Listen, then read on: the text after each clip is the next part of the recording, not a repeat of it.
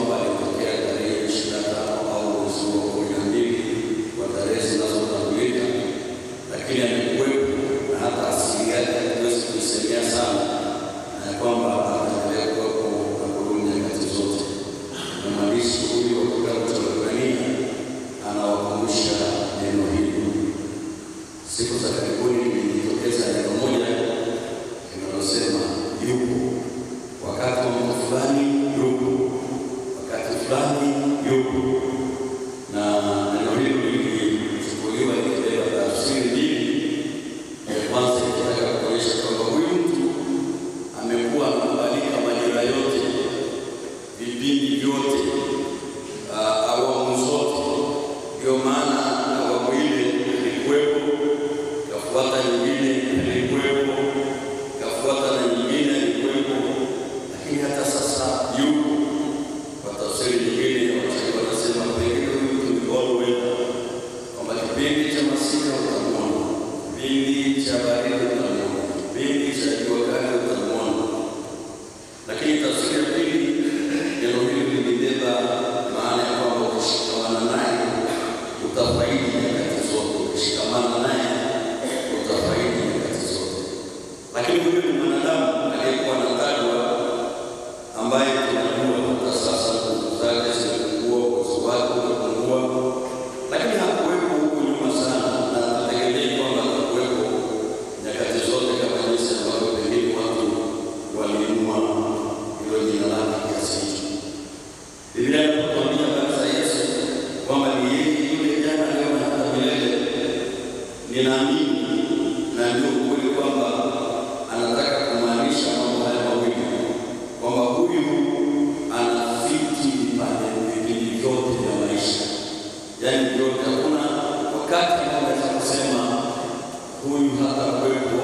Ndio maana Biblia inasema hata wakati wa uumbaji Mungu akasema na tumfanye mtu mmoja. Katika Kuispania ni kama vile anasema Yesu njoo, hata kwenye uumbaji na kazi. Lakini tunapokuja kumwona tena wakati wa ukombozi akiwa ameshikilia bango kama championi, tumemwona akitokea. Lakini si hivyo tu, Biblia inatuambia vizuri hata wakati wa mwisho inasema atakapompa Baba utukufu, maana hata wakati wa hukumu atakuwepo. Bwana Yesu asifiwe. Atakuwepo nyakati zote, anafiki wakati wote, anakubalika wakati wote, anaweza wakati wote. Na hivi pengine ndio tutafakari kwa Mungu na nambari ya 61 inasema Yesu ni kiongozi wangu, kumfuata yeye ni furaha. Hakuna wakati ambao nitakosa. Na hivi pia ndio tunasema mwimbaji wa Zaburi ile 23 kwamba nikifika mahali penye majani mabichi, nikifika mahali penye ukame, anaomba kupata majani, nikipita kwenye bonde la uvuli wa mauti, yaani nyakati zote, always. Hakuna wakati ambao Yesu hafiti. Siku ya jana nilikuwa mahali fulani na mtu kwenye utumishi, alikuwa alipotokea ni mkubwa zaidi yangu, kwa sasa hivi ni sifiki tena kwa kiakani cha mama, akakimbilia kwa mtu ambaye sasa ndiye anafiti, na akanisahau kabisa. Tunakuja kukumbukana wakati tunaondoka, ndio nakumbuka ilikuwa na mbio baada ya mkubwa kuondoka, ndio maana wao mkarudi. Lakini kwa Yesu maana wake nyakati zote, majira yote yatakuwepo. Bwana Yesu asifiwe. Ndio maana mwandishi wa kitabu cha Mathayo jamani, kumbukeni huyu ni yeye yule jana, leo na hata milele. Ukiambatana naye utafaidi nyakati zote, ukiambatana naye. Na wakati unaweza ukashika hela zako hivi zikakufurahisha, zinakuwa katamu nzuri, usifahamu kwamba pesa ni ya leo lakini kesho haiko. Lakini ukifahamu hivi, hata sasa hivi kuna watu wamepewa madaraka, wamesahau kabisa. Yaani wamejisahau kabisa wanayasema, wanayafanya, lakini wanasahau kicheo. Hata nani alishakalia kaondoka, hata nani alishakalia kaondoka. Kwa tafsiri rahisi, hapo kaondoka bila mahali kwa sasa. Lakini laiti wangeshikamana na Yesu ambaye nyakati zote, majira yote anaweza kusaidia. Wapendwa, tunahitimisha mwaka huu ninaamini kwa wale ambao wanaendelea na Yesu wanaweza kusema Yesu ni wa 2025. Hata mimi nilisema ninapotazama mambo makubwa ambayo Bwana ametenda katika maisha yangu, ninaweza kusema Yesu amekuwa wangu 2025. Lakini kwa Yesu habari anayemaanisha kutamka na Biblia, usifikiri 2026 Yesu wako tena. Anataka nishawishi kwamba endelea naye 2026 atakubeba. Maana alikuwepo, yupo, na nimehakikisha kwamba katika watu watakaokufa kipindi hiki na saa machache yaliyobaki, Yesu sio miongoni mwa watakaokufa. Kwa hiyo kikamatana naye unaingia kwenye 2026 na maisha yetu yote tutamshika Yesu, tutafanya. Anaingilisha akisema amelaaniwa yule ambaye anategemea mwanadamu na kuweka tumaini lake kwake. Maana yake ni nini? Wanadamu wanapita, mali zinapita, yote tulionavyo vinapita. Hata kama tunatusaidia sana 2025, lakini tujue kitapita, na pengine tutaendelea kwa mwaka 2026. Lakini tukishikamana na Yesu tunayo raha na furaha milele, kwa kuwa ni yeye yule jana, leo na hata milele. Mungu akubariki sasa na milele yote. Amen.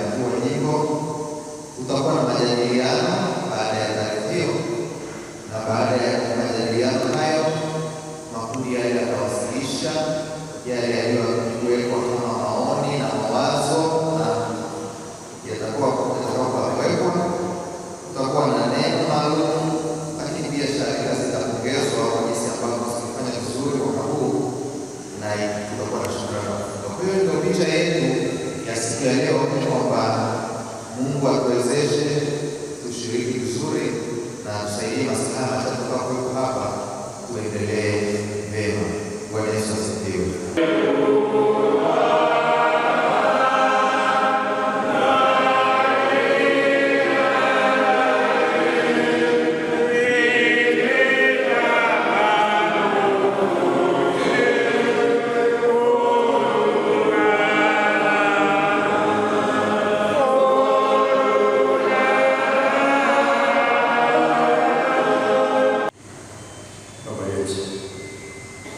Tunaadhimisha na kulitukuza jina lako, maana hakuna jina lingine tulilopewa duniani kuokolewa kwao isipokuwa jina la Yesu. Tunakualika Bwana katika mkutano wetu na kuelekea wakati huu tunapotafakari maendeleo ya jamii yetu. Asante kwa kila mjumbe ambaye amefika. Basi Bwana, mfanye kwa baraka katika mkutano huu. Tunapoanza na kuendelea na kuhitimisha, utukufu na heshima kwa Yesu Kristo ni Bwana na Mwokozi wetu. Amen. Amen.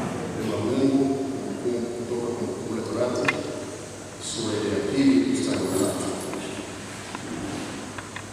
Kumbukumbu la Torati sura ya 2 na mstari wa 3. Soma katika jina la Bwana. Amen. Ndivyo kuzunguka mlima huu yatosha. Geukeni upande wa kaskazini.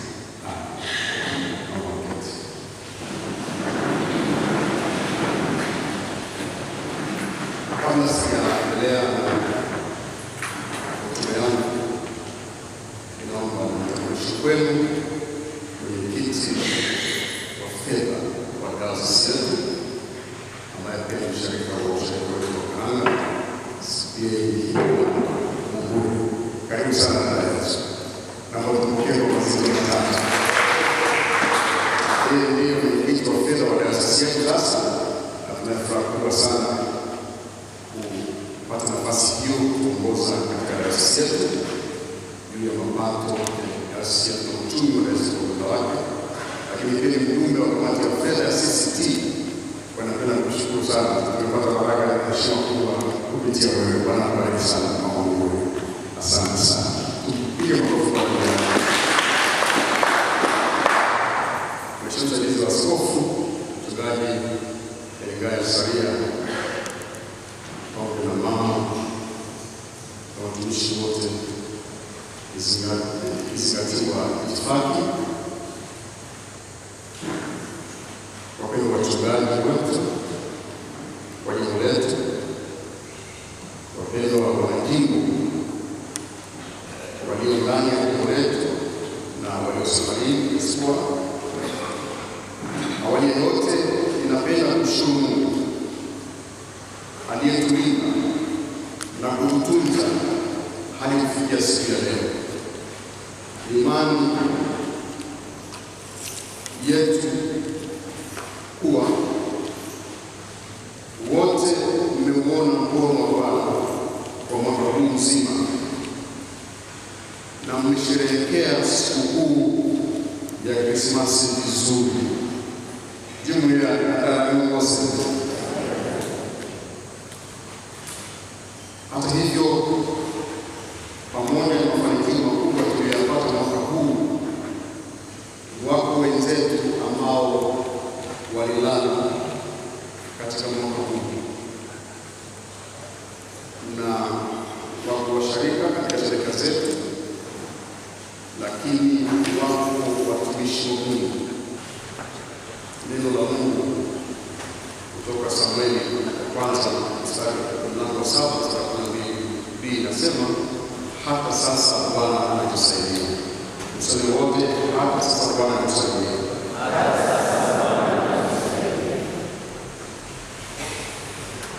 Tunapokutana katika mkutano huu wa wanajimbo, jimbo la Kilimanjaro, tunarejea neno la Mungu linalotuongoza katika mkutano mkuu wa 17 wa jimbo letu ambao ulifanyika tarehe 18 mwezi wa 10 2025, ambalo nimekwisha kulisoma, ambalo Mungu anawaambia Waisraeli kupitia Musa,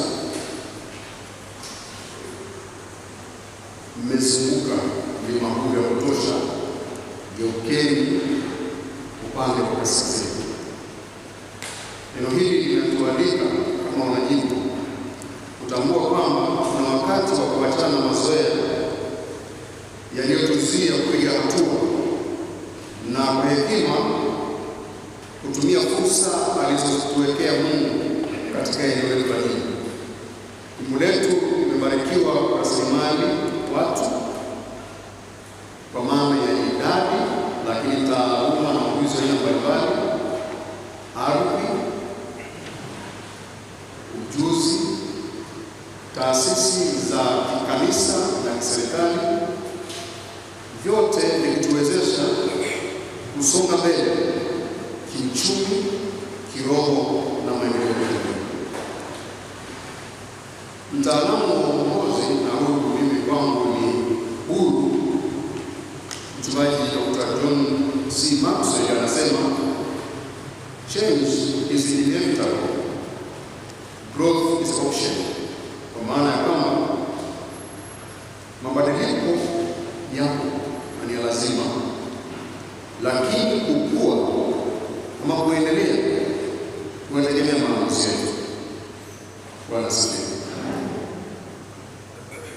Lakini mgombezi wa uchumi na management anayejulikana kama Peter Drucker anaongeza kusema, the best way to predict the future is to create it.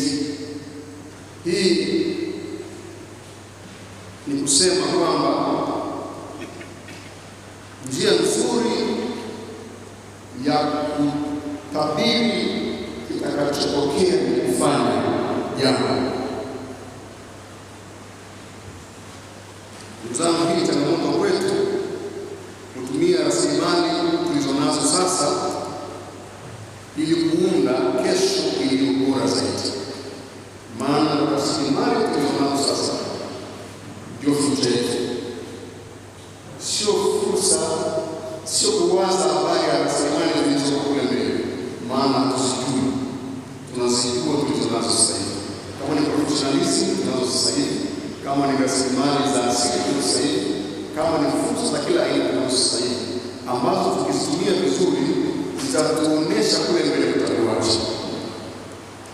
Kwa mtazamo wa Profesa Wangari Maathai wa Kenya, ambaye ni mshindi wa tuzo ya Nobel ya amani, katika kitabu chake cha Unbowed Emoya anasisitiza kwamba maendeleo ya kweli huanza pale watu wanapochukua uwajibikaji kwa kulinda na kutumia mazingira yao kwa hekima kwa manufaa ya kizazi cha sasa na kizazi kijacho.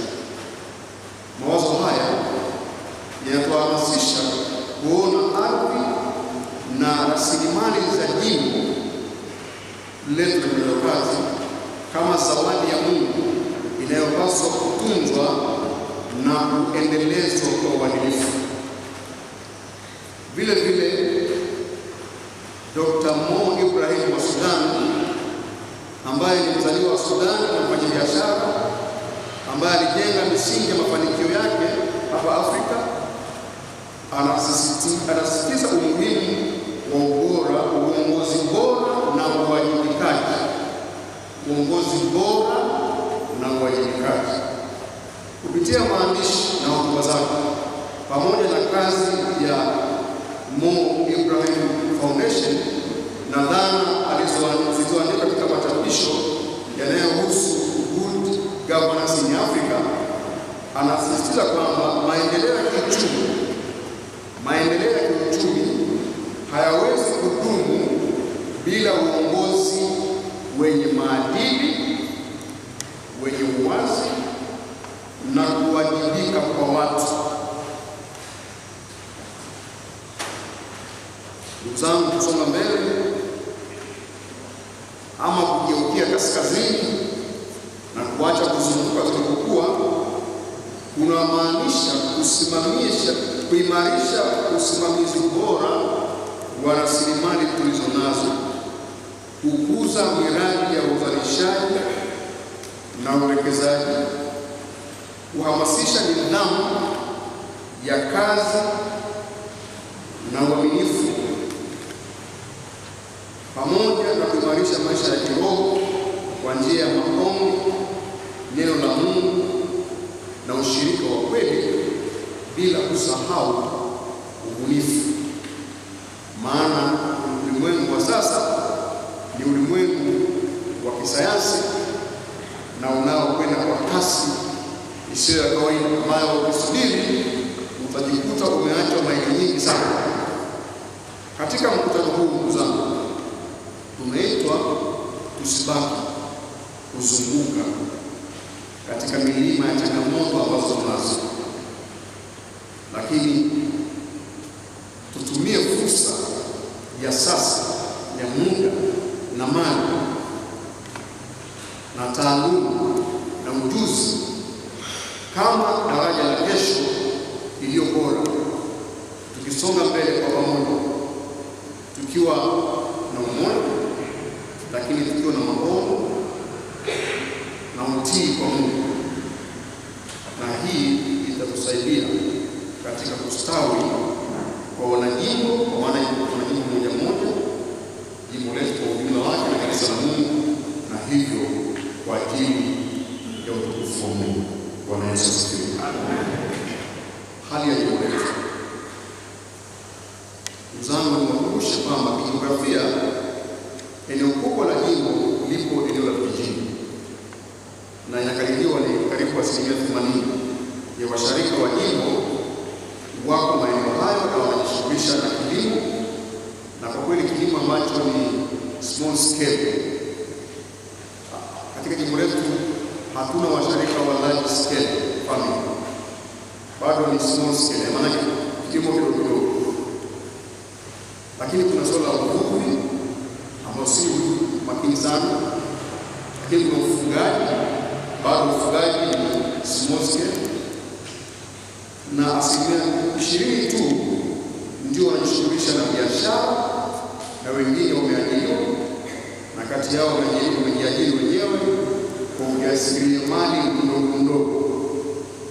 Kutokana na hali hizi za washarika, hasa eneo kubwa la jimbo kwa maana ya asilimia 80, tunaendelea kukua kwa maana ya ongezeko kubwa la washarika hadi kufikia Desemba hii na washarika wa ndani wamefikia washarika 53,746 kupitia maovu. Lakini washarika waishio safarini kwa taarifa tunazo wamefikia 9,061 kupitia maovu. Hivyo kufikia jumla ya washarika 62,807 kumtukuza Mungu kwa wingi wa watu. Kwa wale wanaopenda safari, sisi hatuoni kama ni kupungukiwa. Tunapungukiwa kwa namna, lakini tunapata ongeza kwa sababu hao wakienda wanafungua fursa mbalimbali. Ndio maana tunawahimiza wasawabi wasisahau nyumbani. Uchumi wa Filipino unachangiwa na washarika na wakazi wa Filipino walio diaspora. Kwa nchi ya Filipino, kila mwananchi aliye nje ya nchi yao anachangia pato la taifa lake. Kwa hiyo tunapopata washarika wengi wanaokwenda mikoani ni baraka kubwa sana, maana wanakwenda kule wanafunguka macho, wakifunguka macho wanafungua macho watu nyumbani. Kwa hiyo tunahimiza si jambo baya kuondoka kwenda kule mkoani na wengine, ila usijifiche. Bwana asifiwe. Usijifiche, na unaporudi basi tunapata ujuzi ambao sio wewe kupata. Ndio maana tunawapatia wachungaji kwamba tunapokuja kwenye siku ya kujibu na majimbo, tuchanganye washirika kutoka mkoani na ambao wako nyumbani ili tupate mawazo mbadala. Maana yale mawazo tunayo tunayatumia kwa kiwango kikubwa ili kumaliza kabisa. Kwa hiyo anapokuja mgeni anatuongezea pamoja. Kwa hiyo naomba sana hiyo kitu ya ndugu zangu wapendwa. Kwa sasa ndugu zangu, taasisi yetu imeanzisha mfumo wa kanzi database ambao utatumika kutunza takwimu za washarika walioko ndani na nje ya taasisi yetu. Ombi langu kwa kila mwanajimbo kutoa taarifa zake na za wanafamilia walioko ndani na nje ya jimbo letu, ili taarifa hizi zitunzike. Kwanza tujue kwa hakika washarika wetu ni kina wangapi, na kuboresha kirahisi katika mfumo laini ili tuweze kuweka mipango ya jimbo letu na kutekeleza kwa urahisi. Na naomba sana wapendwa washirika, baadhi ya washirika ambao wana hofu kwamba nikitoa taarifa zangu vipi habari ya usiri, jambo hili limezingatiwa. Lengo la kupata taarifa hizi ili tujue kwa hakika washirika wetu ni wangapi na wako wapi na wana uwezo gani, kwa maana ya kanuni mbalimbali. Hapa kwa mfano tunaambia tuna vituo, kwa mfano kuna shule, tuna vituo vya afya. Hao wataalamu wangeweza kutoa sadaka yao kusema sisi tunaboresha kwa njia ya mawazo na balani vituo vilivyopo katika jimbo letu. Hatuwezi kufanya hivyo kama hatujui wanajimbo walioko na wana ujuzi gani. Kwa hiyo nakuomba wanajimbo walioko hapa uweke taarifa zako na kwa nia njema, na wala usihofu kwamba taarifa zako zitatumika vibaya. Bwana asifiwe. Ikiwezekana wale ambao msafiri punde kuhakikisha kwa mchungaji wako kwamba umepata taarifa zako, ili tujue kwamba tuna mtu wetu kule Mtwara, kule Mwanza, kule Musoma, ili tuweze kushirikiana pamoja katika kujenga ufalme wa Mungu. Bwana Yesu asifiwe. Kwa mwaka 2025 jimbo letu limeongeza sharika mpya 2 kufuatia kugawanyika kwa baadhi ya sharika na mitaa. Uliokuwa sharika wa Magadini pamoja na msitu wa Tembo umetengeneza usharika mmoja unaoitwa Mikocheni. Mchungaji Mikocheni amefika? Mchungaji Mikocheni? Washarika wa Mikocheni?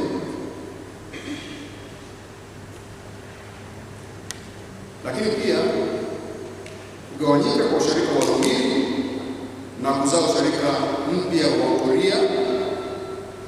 Naomba mchungaji wa Uria simame na washarika wa Uria. Washarika wa Uria umoja.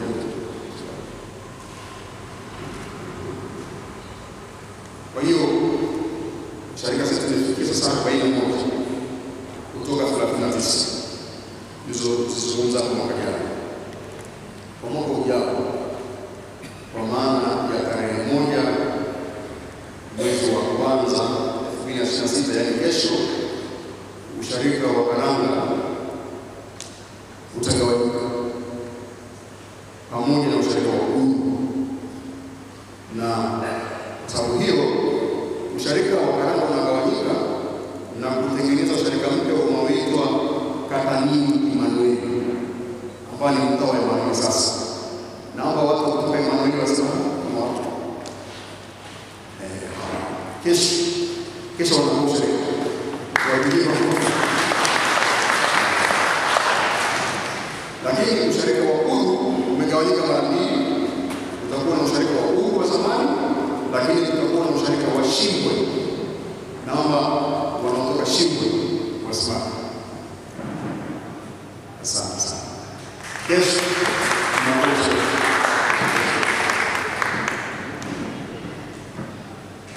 Ndugu zangu, kwa sababu hiyo kesho Bwana akituamsha, jimbo letu litakuwa na serikali 43.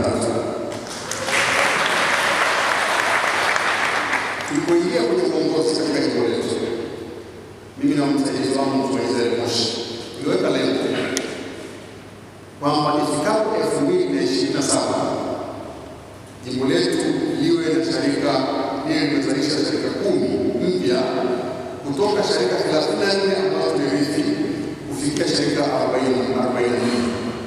Na sina mashaka Bwana akitupa neema mwaka 2027 sharika 10 zitakuwa zimetimia. Na hapa na msaidizi wangu hapa ananitengenezea usharika unaoitwa Njoro. Watu wa Njoro sana. Hawa watu wa Njoro. Bwana akipenda 2027 kwa usharika mpya tutafunga sharika 10 kama tulivyoomba Bwana. Asante. Hii ni hatua kubwa ya maendeleo ambayo tunamtukuza Mungu sana kwamba ametuwezesha. Lakini niwaambie hii haitokea hivi, iliwekwa na misingi ilikuwa imewekwa na wazee wetu waliotangulia. Bwana Yesu asifiwe. Tunapenda kuwashukuru sana kwa baadhi ya kusaidia tukeni Kisanga na mzee wetu Joseph Ringo waliweka misingi, na sisi misingi ile tunaisimamia ili yale yaliyoonwa yaweze kutokea. Ndugu zangu, lengo la kugawanya sharika hizi sio tu kuwa na idadi kubwa ya sharika. Lengo ni kusogeza huduma karibu na mashariki wetu. Maana kwa mashariki wanapotea kwa katikati kwa kukosa mchungaji. Kwa hiyo tunatamani kwamba sharika hizi zimarishwe na washirika wetu wapumzike vizuri. Vituo vya huduma. Jimbo letu lina vituo 3 vya afya, kwa maana ya kituo cha afya na zahanati 2 na shule 3 sekondari.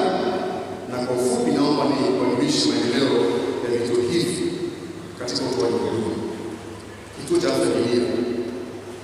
Kituo hiki kilifungwa kwa miaka kadhaa kwa sababu ya kukosa vigezo vilivyowekwa na Wizara ya Afya. Hata hivyo, kimeanza na kutoa huduma baada ya ukarabati wa miundombinu na kufikia viwango vilivyoelekezwa na Wizara ya Afya. Hapa nipende kumshukuru usharika wa Kilia kwa kazi kubwa walioifanya chini ya mchungaji Sayuni Shari. Naomba mtuweze kumfika na washirika wakilia msimamo. Washirika wakilia sanduku mmoja na wawili, na watu wapigie makofi kwa mazingira haya. Na upeleke shukrani hizi kwa mchungaji na washirika kwamba wamefanya kazi kubwa kwa kituo kile na kinaendelea vizuri. Hata hivi tunahitaji kuimarisha zaidi, na niombe wataalamu wa afya mlioko hapa mkishirikiana na mratibu wetu wa afya ya msingi Dr. Linus Kale ili muone namna ya kuimarisha vituo vyetu vilivyo katika jimbo letu. Lakini pia namshukuru Diakonia Yora Malisa ambapo ameweka mkubali kuungana na washirika wa Kidia katika kutoa huduma katika kituo hiki.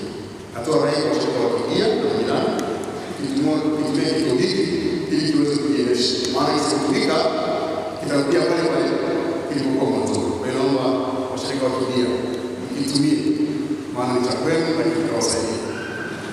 Kituo cha afya Mwokomu na Tiro, kituo hiki nacho kilikuwa kimefungwa muda mrefu kwa uchakavu wa miundombinu, lakini tunamshukuru Mungu kimefanyiwa ukarabati mkubwa, na hapa nipende kushukuru sana mchungaji Sadiki Komna, mwenyekiti wa kanda ya Tatu, na mchungaji kiongozi wa shirika wa Mwokomu sasa, pamoja na washirika wa Mwokomu na Waislamu. Naomba tuwapigie makofi sana kwa heshima. Wamefanya ukarabati mkubwa, na labda huenda kitabadilika kile kituo cha afya badala ya zahanati, maana sasa hivi ni kikarabati kizuri sana na kiko namaliza, na ukipenda Mungu kwa kesho kitaweza kuanza rasmi. Ninapenda ni kushukuru mchungaji Sadiki, lakini pia ni washukuru washirika wa diaspora, washirika wa Mwokomu kwa namna ambavyo wameshirikiana katika kuhakikisha kwamba kituo hiki kinakarabatiwa vizuri, lakini pia kinaweza kutumika. Na kwa taarifa nilizonazo kimekamilika kwa 75%, na kwa hiyo asilimia iliyobaki naamini kwamba mwanzoni mwa mwaka unaokuja kitakamilika na kiweze kuanza kutumika. Mchungaji, Mungu akutangulie na akuwezeshe katika kutimiza kazi hii. Zahanati ya Maria, kituo hiki kinafanya kazi kwa kushirikiana na serikali na huduma ya afya ya mama na mtoto, na matibabu zinatolewa kwa kiwango kinachoendana na hali iliyopo. Changamoto kubwa ilikuwa ni choo, na tayari choo hiki kimekwisha kujengwa kwa nguvu za washirika. Kazi ya ukarabati inaendelea, huku swala hatimiliki la eneo hilo likifanyiwa kazi. Napenda hapa kuwashukuru washirika wa Maria chini ya mchungaji Elfraha Temba kwa kazi nzuri waliofanya ya ukarabati kituo hiki. Naomba washirika wa Maria sana. Ndio mchungaji wetu hospitalini, naomba tuwapongeze kwa mazito matatu. Asanteni mbele kusimamia na kutumia vizuri. Nirudi kwenye eneo la elimu. Tunazo sekondari tatu kama nilivyosema, na nianze na shule ya sekondari itakuja. Shule hii inaendelea vizuri sana. Mwaka 2025 imekuwa na wanafunzi 190 na ina uwezo wa kuchukua wanafunzi 200, ili kusema walipungua 10 tu ili iwe na full capacity. Matokeo ya mtihani ya taifa ya 2024 ilikuwa kama ifuatavyo. Kidato cha 4 kulikuwa kuna division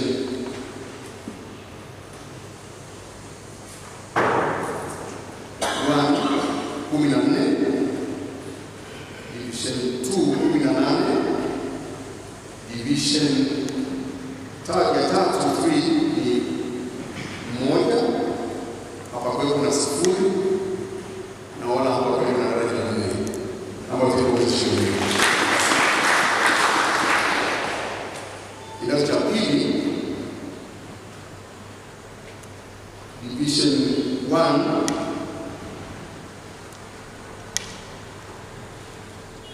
walikuwa ni 21, division 2 walikuwa ni 16,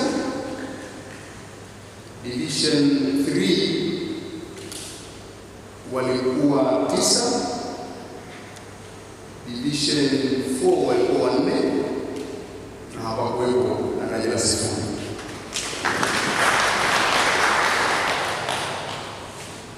Shule hii inakabiliwa na changamoto ya miundombinu ikiwemo mabweni, maktaba ya kisasa na madarasa. Kama tungeweza kujenga mabweni pale, tusingeweza kupokea tukipata wanafunzi wa kutosha wa elimu, maana shule inauzika. Unaweza kupata tofauti wanafunzi 10 tu iwe full capacity. Hii ni ishara kwamba shule imetafuta, na mshukuru kwa shule kwa bodi kwamba wameanza kujenga bweni na wameshaanza kupaua, kwa hiyo inawezekana mwaka kesho waweze kutoa wanafunzi wengi zaidi. Shule hii inatumia mfumo wa Quest for Learning ambao unachangia sana katika kuboresha ujifunzaji na ufundishaji, ambapo inasaidia watoto hao kuwa wabunifu, kuwa majasiri na wenye ufaulu wa hali ya juu. Na mwaka huu wanatarajiwa kuwa na siku nyingi za kutosha. Kwa hiyo tunamshukuru Mungu sana kwa shule hii. Lakini pia tunampongeza mwalimu wake wa shule pamoja na timu yake kwa kuisimamia shule hii vizuri. Shule nyingine ni shule ya sekondari Natiro. Hebu naomba wale waliosoma Natiro waonyeshe mkono wao kwa Natiro. Asante. Ndugu wangu naweza kuosha. Shule ya sekondari Natiro kwa mwaka huu inakuwa na wanafunzi 121 na shule ina uwezo wa kuchukua wanafunzi 320. Endapo wanafunzi wataongezeka, shule itaweza kujiendesha vizuri bila changamoto. Kwa hiyo upungufu wa wanafunzi unaleta ugumu wa uendeshaji. Matokeo ya mitihani kama ifuatavyo. Kidato cha 4, daraja la kwanza walikuwa 10, daraja la pili walikuwa 20, daraja la 3 walikuwa 6. Hakuna daraja la 4 wala hakuna daraja la 0. Kidato cha pili, daraja la kwanza walikuwa 5, daraja la pili walikuwa 7, daraja la 3 walikuwa 10, daraja la 4 walikuwa 7 na daraja 0 walikuwa 3. Changamoto kubwa inayokabili shule yetu ya Natiro ni miundombinu chakavu ya vyoo na mabweni. Idadi ndogo ya wanafunzi kulingana na uwezo, maana nimesema pale mwanzo uwezo ni watu 320 na wako 121. Hivyo inasababisha uendeshaji wa shule kuwa shida. Hata hivyo, jitihada kubwa za kuboresha miundombinu zinaendelea. Na hapa nataka kushukuru mwenyekiti wa shule hii ambaye pia ni mjumbe wa halmashauri ya jimbo letu na dayosisi, Injinia Ekaeli Manase, kwa kazi kubwa anayofanya pale Natiro. Toka mwenyekiti ameonyesha maono, na mwaka jana mwaka huu imefanyika harambee ambayo inasaidia kuboresha shule. Na naomba wanaofahamu na mchungaji Manchi, naomba na alumni wengine, najua kuna kazi kubwa mnaifanya pale, naomba muendelee ili shule iwe bora zaidi. Haya, mkongo kabisa shule ya sekondari Kidia. Shule hii ina mgongo mchana kwa kweli. Ilikuwa kwenye hali mbaya sana kabla ya jimbo kuamua kuweka nguvu za kifua na kufanya watu wengi kwenda katika shule hizi za kata. Lakini sababu nyingine kama nilivyosema pale mwanzo ni uchakavu wa miundombinu, maana shule hizi ni zamani sana. Dr. Justin zamani kutumia mfano hapa na usaidizi baba yangu zamani sana. Hebu fikiria shule aliyosoma Daktari Justin Moshi ikoje mpaka leo? Simize ni kweli kabisa, na usiku kwa alisoma 1957 na ipo mpaka leo. Aluta kwa mtindo Mpango wetu ndugu zangu ni kuendelea kuboresha shule hizi na tutaendelea katika jimbo letu. Tunakusudia kuanzisha mfuko wa elimu ambao tayari umechangia kwa ruzuku ile ya scholarship kwa shirika zetu, na sasa haitakuwa focus pia, lakini kwa sababu shule zote, maana shule zote zina uhitaji karibu mfanano. Bwana Yesu asifiwe. Kwa hiyo wachungaji waendelee na kile kitu chetu na msikilizo kwenye kambi, na wale ambao wanatimiza ahadi zao na msikilizo mwaka huu na mwezi na timu tena wale ambao walisema haikamiliki. Ninaomba wanajimbo mtushauri juu ya uboreshaji wa shule zetu na vitu vyetu vya afya, na kipekee sana ninaomba alumni ambao mlisoma katika shule hizi, wekeni katika mpango wenu wa kesho. Mfanye kitu hata kama ni kufanya moja, itasaidia.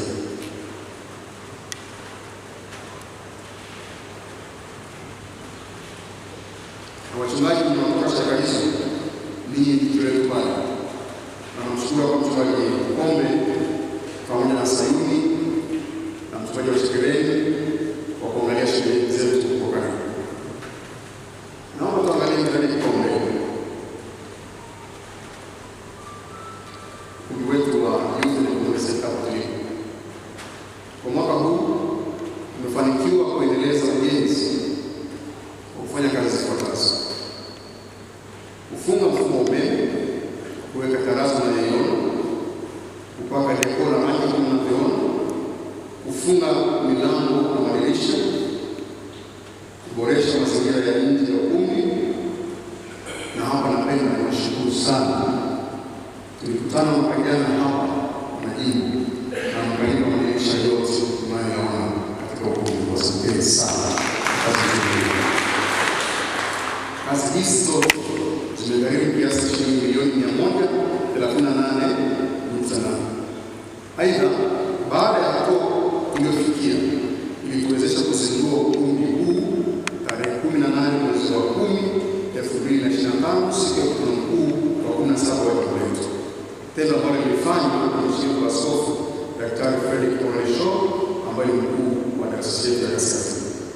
Aidha, nipende kuwashukuru wanajimbo wa ndani na wa diaspora kwa kazi kubwa mlifanya kuwezesha ukumbi wetu kufikia hatua ya kuzinduliwa. Asanteni sana kwa shiriki kwa kazi.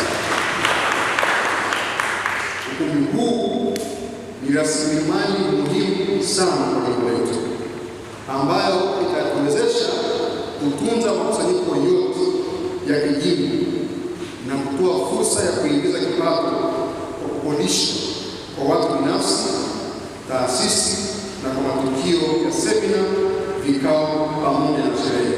Na natumia nafasi hii ndugu zangu kuwakaribisheni wote kutumia cha kwetu. Karibuni sana. Na wanajimbo tutawapeni special priority and special price. Karibuni sana. Ni kweli kuna kundi hili nzuri katika eneo letu la Moshi, lakini nipenda cha kwako. Na ukipenda cha kwako ni kama vile umepitia nguvu.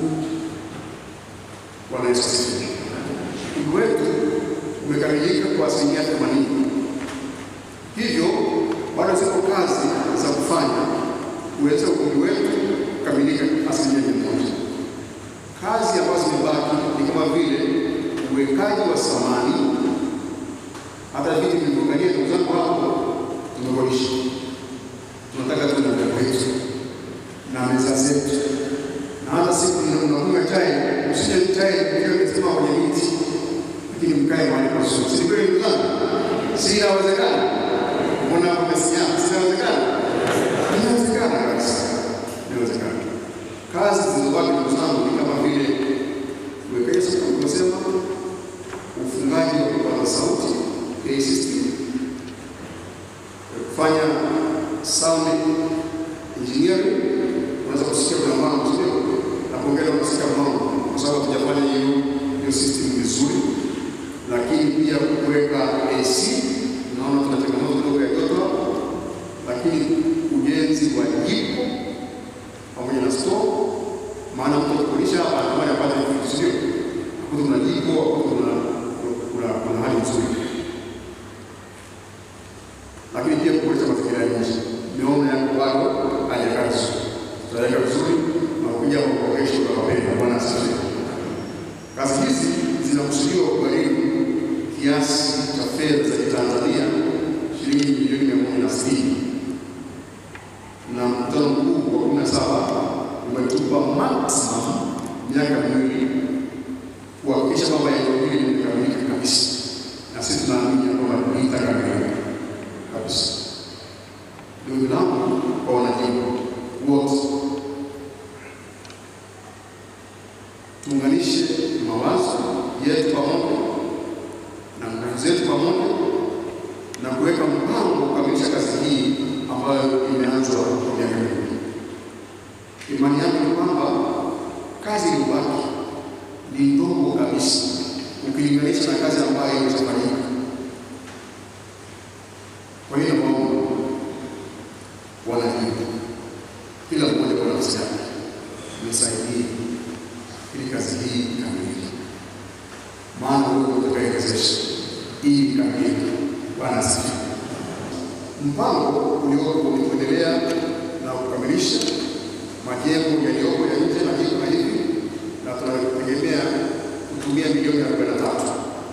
Tunaendelea kualika wadau wenye mapenzi mema kuwezesha kazi hii kukamilika kwa haraka, kwani kiasi kinacho chango serikali ni kidogo sana kupitia idara ya kupitia umoja wa wanawake, na hivyo kufanya kazi hii kuchukua muda mrefu, na tunatamani kwamba 2026 kile kituo kikamilike. Na nimemwona Bashaka mstaafu Grace Tange anapiga makofi. Yao kama hiyo, piga makofi maana ilikuwa ni ndoto yake. Mama ndio huyu tulikamilisha. Na wako wanajimbo hapa wamesikia, tutaikamilisha. Amen. Pale mzungu umeona halmashauri inahamia hapa, na pale kuna stendi ndogo inatengenezwa, lakini ukiangalia chini ya jengo la halmashauri ya Moshi kuna nyumba nyingi sana. Mahali kitu hiki ni market hapo ulipo unaweza kufikiria, kwa sababu kuna wazazi pale wanahitaji kupeleka watoto mahali wa muziki wachukue jioni, na hiyo ni pesa, sio zangu. Na mimi ndoto yangu, ndugu zangu wapendwa wanajimbo, ni kugeuza vituo vya huduma katika jimbo letu viwe vya kibiashara. Amjanielewa. Nimesema nataka vituo vyetu katika jimbo vitoke kwenye sera ya huduma kwenda kibiashara. Maana yake nini? Sikitoa huduma bora tutapata mapato, sio kweli? Ndio. Na dunia sasa ni dunia ushindani. Tukienda kwa mtindo tunaokwenda, vijana wa Gen Z wanasema hatutatoboa. Sio kweli Gen Z? Na kuhakikishia kujenga lengo la zamani ilikuwa ni kusaidia serikali eneo ambalo halina elimu, halina afya, lakini serikali inafanya maendeleo, si ndio? Sisi tukibaki katika mawazo yale tutajikuta ya kwamba hatutoi huduma bora wala tupate kitu. What's inasaidia nini? Maana principally ili uimarishe uchumi wako unapaswa kutoa huduma, usolve problem za watu ili wewe upate kipato. Umesaidia watu lakini umepata kipato. Kristo kwanza kanda ya kaskazini iliyokuwa inaitwa Tanganyika ya kaskazini kabatizwa Kitibili. Wazee wetu waliweka nia ya kutunza historia hiyo ya kanisa zima, na wakaweka maono ambayo sisi tutatembea katika maono yale, kuona kwamba pale panatengenezwa miundombinu ya kutoa huduma mbalimbali. Watu wafike pale waombe, lakini waone mali mtu alikuwa batizo wa kwanza, lakini lakini pia mtu apate huduma za ushauri kichungaji, lakini tunafikiria sana kuhusu kundi la vijana ambao wanapata changamoto, wanaita ni changamoto ya afya ya akili. Na nyinyi mnaona wanatuongezeka siku baada ya siku. Tupate sober house, mahali kijana kila kutoka anarudi akiwa usiku. Wanaweza hii ni mfano tu. Katika ushirika wa Mnawi ndipo kituo hiki pale kituo hiki kilijengwa kuenzi historia kama nilivyosema, na ujenzi wa kituo hiki ulisimama maana miradi hii miwili ilikuwa inaenda pamoja. Mradi wa jimbo mkubwa na kituo hiki inaenda pamoja.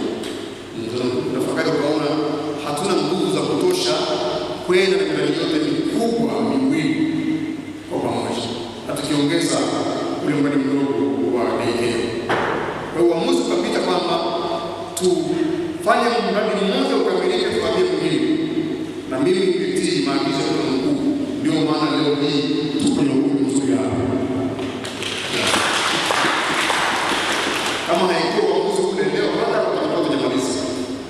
Na kwa hiyo ndugu zangu, ujenzi huu utaendelea, na iko kamati maalum ambayo inajulikana kama Kitimiliu Memorial Task Force, na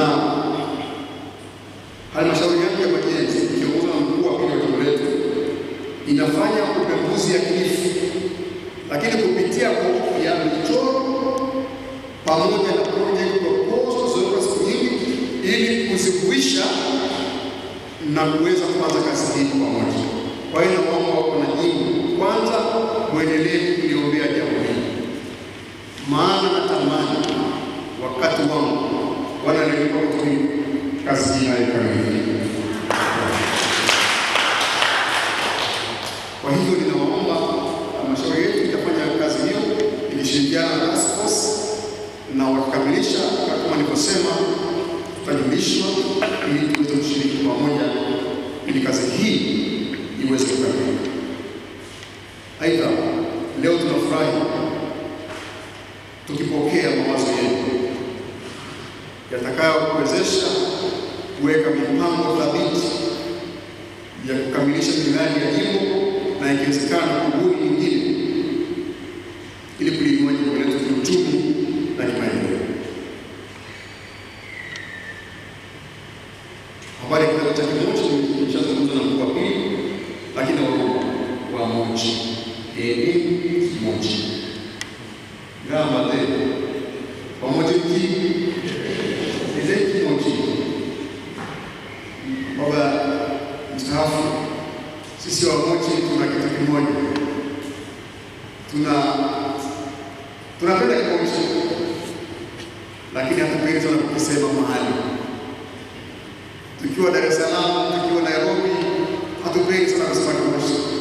Radha tuzungumze Kiingereza zaidi kuliko nini? Wamoja kudede hiyo tuache aibu. Aibu itaua umoja. Itaua umoja. Ukikazana kuongea Kiingereza vizuri, maana kuna international figure, lakini wewe ni Kiingereza. Wewe ni Mwingereza si mmoja. Ongea mmoja, unaogopa nini? Mbona watoto wa Mashauri, wa Meru, wa Masai hawaogopi? Mtu msijasema anakwenda Dar es Salaam kijana wako jenzi, anakwenda wiki moja akirudi, ukimwambia nje ya mama anasema nini? Anasema unajua kitaka hapo sikia tu. Hivyo ni kushera. Uko ni kufanyaje? Ni kushera, ni kuinga. Hata ungeenda Uingereza, uko ni mmoja sio? Ni mmoja sio kitu yao. Tunaomba kwa wakati wa jimbo letu miaka mitano ambao tunashirikiana kabisa na kwa wakati wa diocese ambao tunaendelea nao, na kwa mwaka unaokuja Mungu akipenda tutaendelea kukamilisha ujenzi wa eneo hili. Hapa tunafanya kisina kingine kama mitatu, na kama Mungu akugusa popote ulipo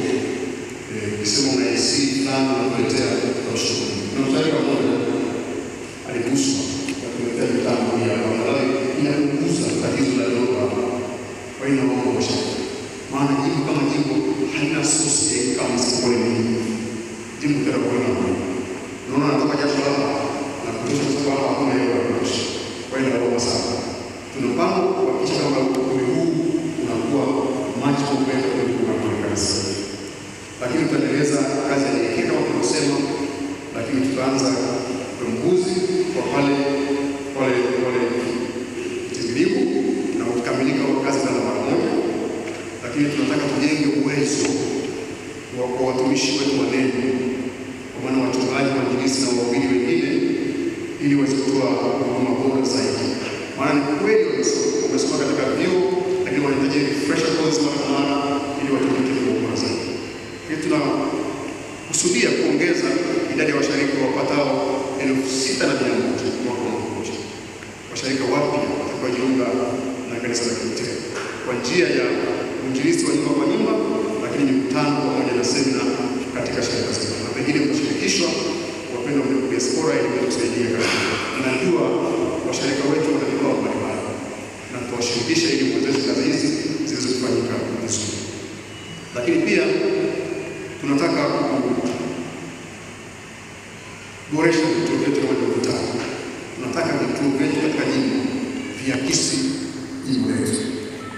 Ukifika pale useme pale jimbo la kazi kuna shule mtakatifu, kuna shule na timu. Usione haya kutana. Leo baadaye hata uzukutu kumwambia mtu kuna shule fulani kule kwetu.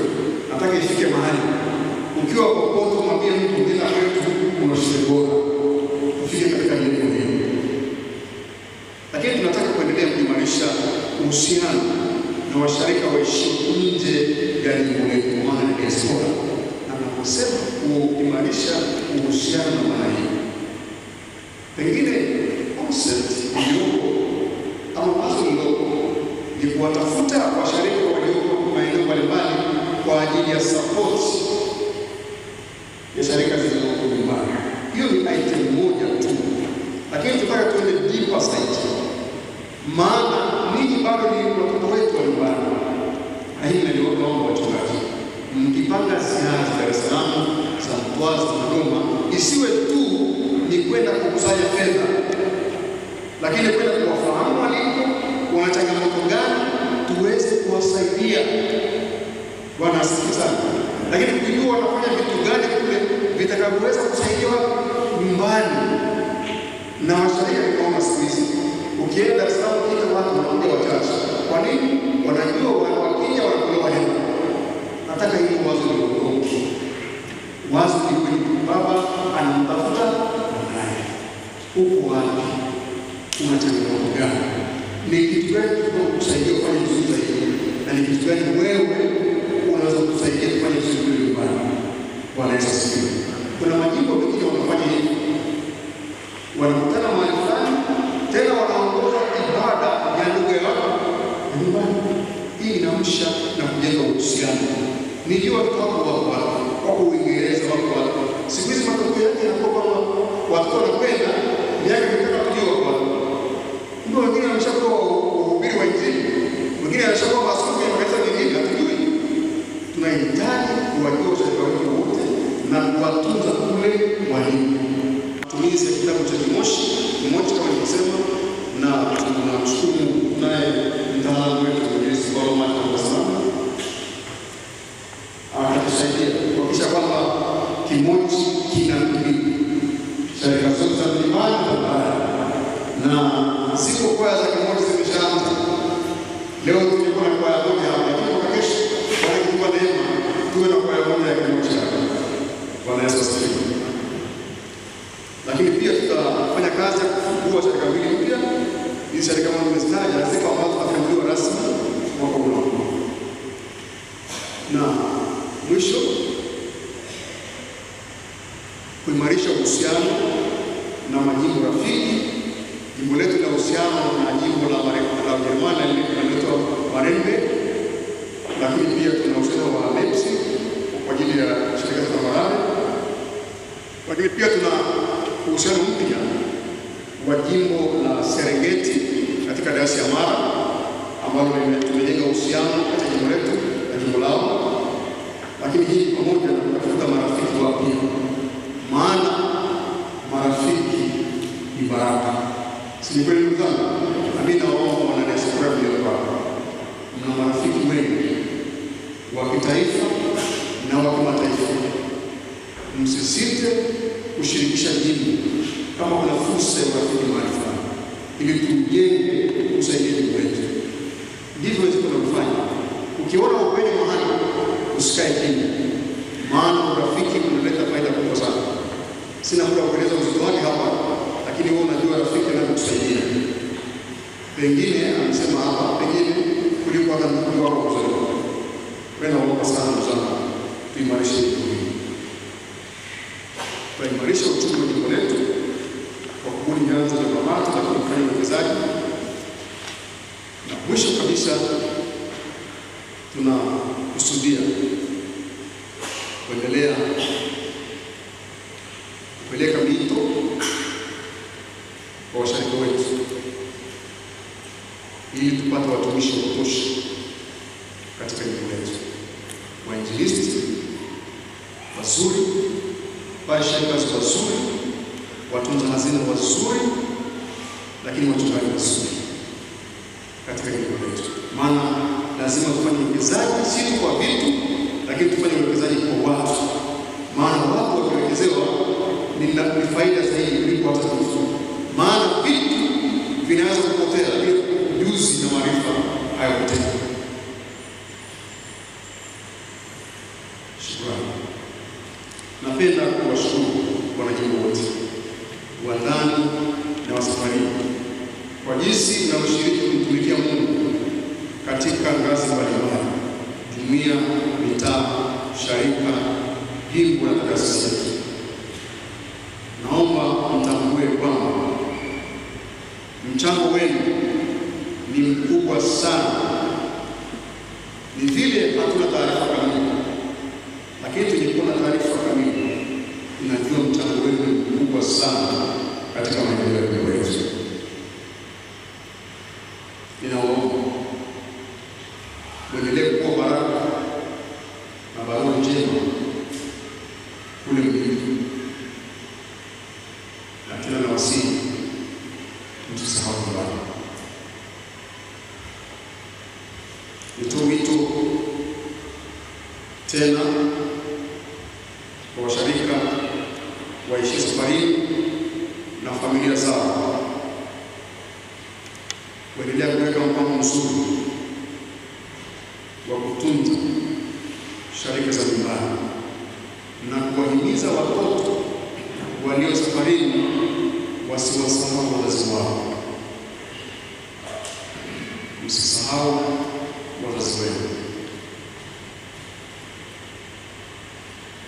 Niwaombe mpokee taarifa hii fupi na mtumie muda kutoa mawazo yenu yatakayowezesha jimbo letu kuinuka juu zaidi ya hapa duniani. Bwana wabariki. Asante kwa kusikiliza.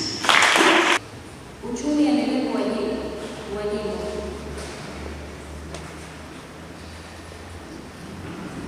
Ya kwanza, vituo au taasisi zilizopo ziendeshwe kibiashara, yaani cooperative kibiashara. Ya pili, uendeshaji wake uendeshwe na wataalamu, usifanye ajira za mazoea. Mfano wanafunzi wa internship kutoka labda Machakos na nini, wapelekwe kwa ajili ya kufundisha na kujitolea. Ya tatu, uboreshaji wa miundombinu ya vituo pamoja na zahanati uwepo.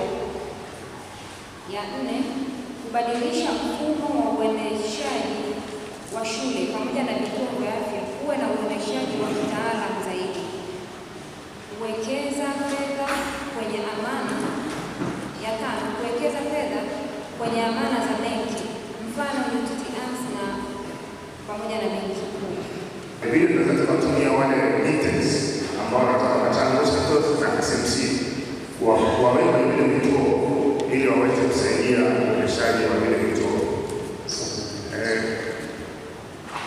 Kingine tunaweza kufanya maisha mtazamo wa uendeshaji jambo kama hili, sio mbaya kuingia na mtu ambaye ana uzoefu wa kuendesha kozi, sio vibaya. Na watu ambao wana uzoefu wa kuendesha hizi kozi, sio tunatakiwa pia wanalipa kodi kwa watu wanafanya kodi tu, acha na hizo biashara nyingine za uendeshaji. Kingine ambacho tunawaza uwekezaji ambao unakuwa ni muda mfupi, kuwekeza fedha kwenye hizi amana vikuu pamoja na wale waendeshaji mifuko mingine kama NTT na mingine inafanya hiyo. Nashukuru. Naitwa Albert Moshi, natokea msharika wa Msufini. Tulikuwa tumegawa mada hii kwenye vipengele viwili, upande wa afya na upande wa elimu. Kwenye upande wa afya kuna ushauri mitatu, na pia upande wa elimu kuna ushauri mitatu. Nitaanza na upande wa afya. Ushauri wa kwanza, tunashauri jimbo lisimamie kwa kushirikiana na washarika wa vituo hivyo na sio kuachia washarika wa vituo hivyo tu. Tunashauri pia wataalamu wa vituo hivyo waajiriwe na jimbo na kusimamiwa na jimbo ili kuboresha ajira zao pamoja na kuondoa upendeleo wa ajira. Hapa tuliona kwa kuwa washarika walikuwa wanafanya, kuna vitu vinaonekana mtu anaajiri mtoto wake kwa sababu yuko tu pale kwenye yale madaraka, anaingiza anamwajiri mtu ambaye hana sifa, na ndio maana kitu kinakufa. Kwa hiyo tuliachie jimbo kwa ajili ya wataalamu. Ushauri wa pili, idara ya afya ya jimbo iimarishwe kusimamia vituo hivyo. Ushauri wa tatu, tunashauri kukubaliana na uwekezaji kwa vituo vilivyoshindwa. Tusishikilie vituo vyote na wakati hatuna uwezo wa kuviendesha. Tubaki na vile ambavyo tuna uwezo wa kuviendesha, ile ambavyo tunashindwa tuachie uwekezaji. Upande wa elimu, kwa ushauri wa kwanza tumesema kutokana na ushindani uliopo wa kielimu, hivyo tunashauri jimbo libakie na shule mbili tu ili kuziimarisha vema na kupunguza mzigo mkubwa unaobebwa na jimbo kutokana na shule hizo kulegalega, na kuboresha shule hizo ili ziwe za mfano. Tunashauri shule itakayoachiwa na jimbo ipewe nafasi ya uwekezaji kwa watu wengine, aidha mtu binafsi au taasisi. Ushauri mwingine, tunatoa ushauri shule zote ziwe na pre-primary school. Hii ni kupata ule mwendelezo mzuri kwamba watoto wale watamaliza pre-primary pale wanaenda sekondari, hakuna kupungukiwa na watoto. Lakini ukiwa na sekondari peke yake, lazima utapata changamoto ya kupata watoto. Lakini ukianza pre-primary, maana yake watoto wanaotoka pale anapata moja kwa moja kwenye sekondari ile ile, kwa asilimia kubwa wanapanda hivyo, kama utoaji wa elimu utakuwa ni bora. Kwa hiyo tumeshauri pia hiyo ianzishwe. Na ushauri wa mwisho, tunaomba tutoe elimu ya Kikristo kwenye shule hizo na malezi bora, kama jinsi tumetoa mfano wa ndugu zetu wa Katoliki, wanasimamia sana misingi ya elimu ya Ukristo, na ndio maana shule zao zimesimama sana. Kwa wazazi wengi wanapenda watoto wao wakienda wapate ule msingi vizuri. Lakini pia tukashauri kwa kupitia hivyo, kuna watoto kuna walimu wa Kilutheri walikuwa ndani ya shule hizo, kama inawezekana wapewe elimu ili wao wanawafundisha wale watoto elimu. Maana yake hatutategemea Mlutherani yoyote atapeleka mtoto wake sehemu nyingine, kwa sababu anapata vitu vyote kwa wakati mmoja. Kwa hiyo tutasababisha uboreshaji wa shule zetu. Asante kwa kusikiliza. Katika shirika za misioni na kupunguza utegemezi. Mimi mwenyewe nimetoka shirika za misioni, tumenyemana video changa kutoka shirika la Wawili Kulikana. Sasa nitamkaribisha katibu ili aweze kueleza ni gani hapa tunazungumzia kuhusu kupunguza tabia ya utegemezi na kuboresha huduma katika shirika za misioni. Bwana Yesu asifiwe. Mchungaji Lishiwanga Mahenda, msharika wa Gona, Mchekereni, Mchepanda. Naomba niende moja kwa moja kwenye kwanza tumeona kule kugawanya sharika ambazo zilikuwa na mitaa mingi kama mitaa 10 na kuendelea, inasaidia kusogeza na kuboresha huduma katika sharika za misioni. Jambo la pili, huduma za misioni ziboreshwe kwa njia ya kiuchumi, miundombinu ya usafiri, majengo na idadi ya watumishi ili kukidhi mahitaji ya kijiografia.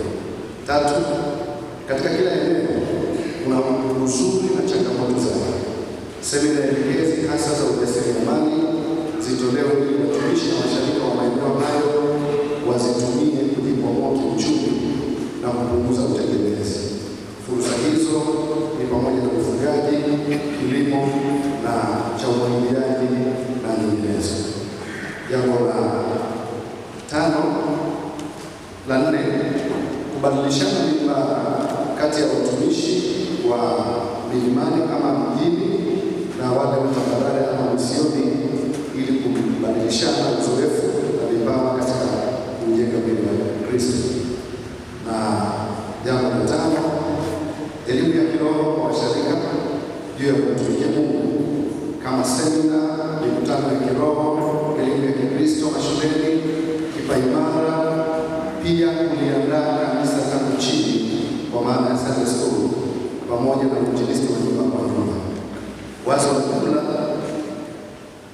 Injili ikiimarishwa ama Wakristo wakiimarishwa kiroho ama wakiimarika kiroho, na uchumi wa Wakristo hao ama maeneo hayo yataimarika, kwa maana Wakristo wataimarika kiuchumi. Naomba kuwasilisha.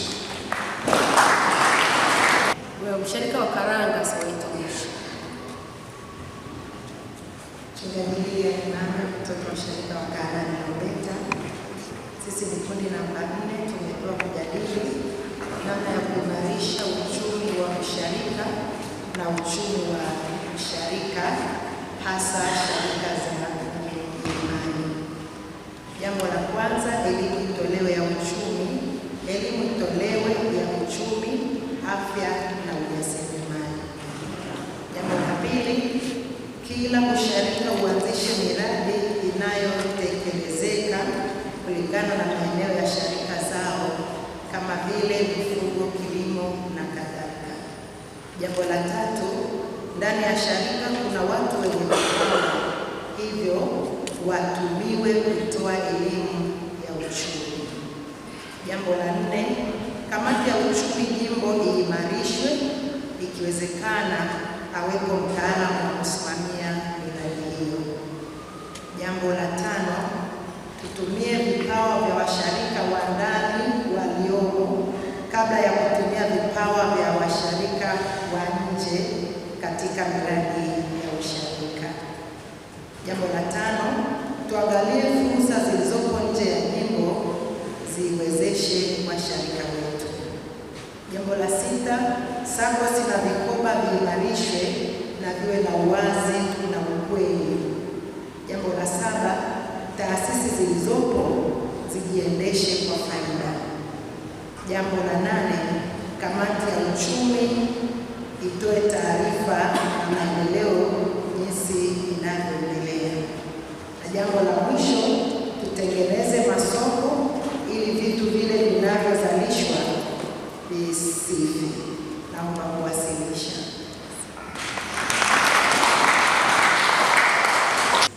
Wapendwa wachungaji na ninyi wawakilishi wa sharika zetu, kama mlivyohudhuria hapa, na wasalimu katika jina la Bwana na Mwokozi wetu Yesu Kristo.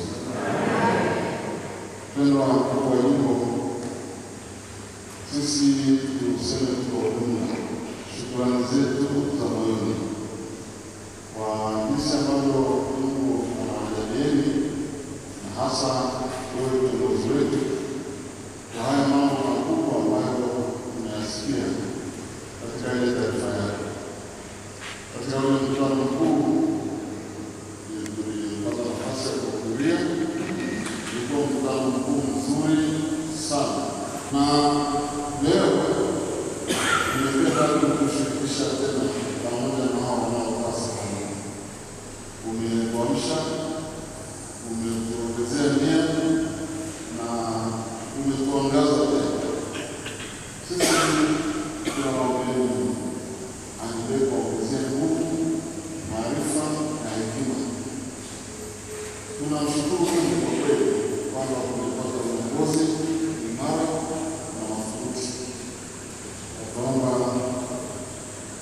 mlianza nayo, mwendo tunaokwenda nao, mwende kama tunakuongeza ongezeni, na sisi tutaendelea kuwaombea.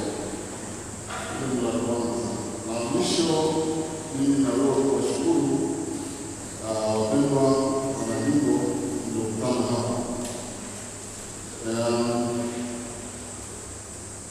Ukiona hata mji wa mtu unaendelea, hata ukoo unaendelea, hata kijiji kinaendelea, hata nchi, ni vikao vya namna hii ya kufikiri mambo kwa uzuri, jinsi mambo yalivyo na jinsi ya kutatua na jinsi ya kwenda mbele.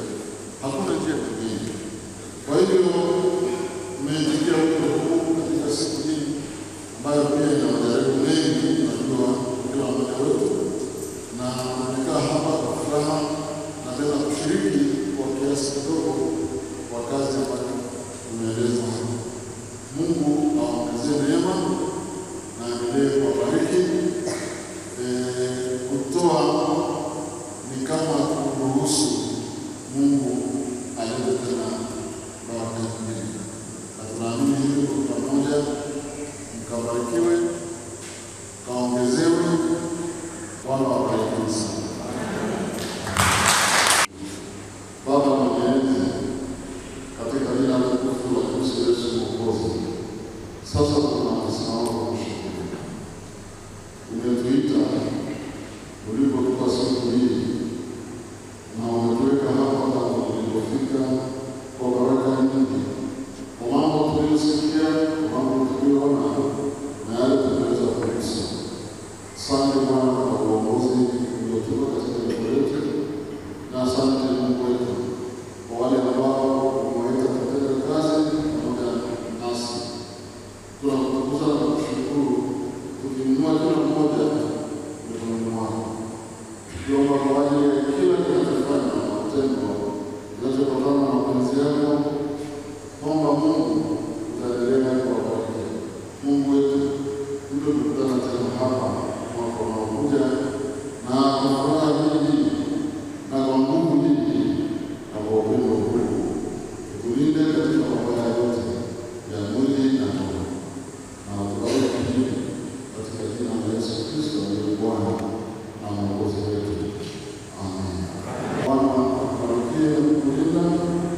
Bwana akuangazie nuru za uso wake na kukuhurumia. Bwana akuinulie uso na kukupa amani, katika jina la Mungu wa Baba, Mungu Baba na Mwana na Roho Mtakatifu. Amen. Aliyetuambia Baba yetu